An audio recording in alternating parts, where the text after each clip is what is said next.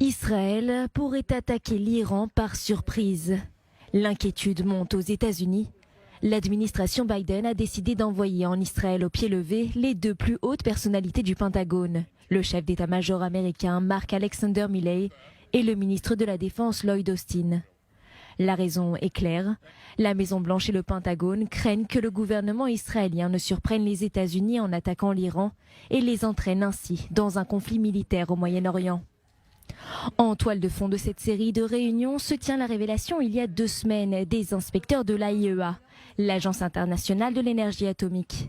L'Iran aurait enrichi de l'uranium à hauteur de 84% dans son installation souterraine de Fordo, inquiétant les services de sécurité israéliens. L'armée israélienne a accéléré ses préparatifs pour une possible attaque contre les sites nucléaires de la République islamique.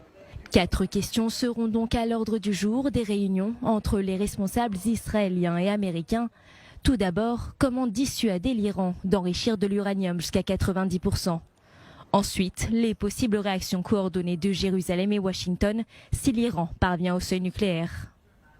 En parallèle des craintes américaines, le média américain Fox News affirme que l'Iran a conclu des accords secrets avec la Russie pour assurer les expéditions et le transfert d'uranium, chose qui pourrait contrecarrer tout projet d'un futur accord nucléaire.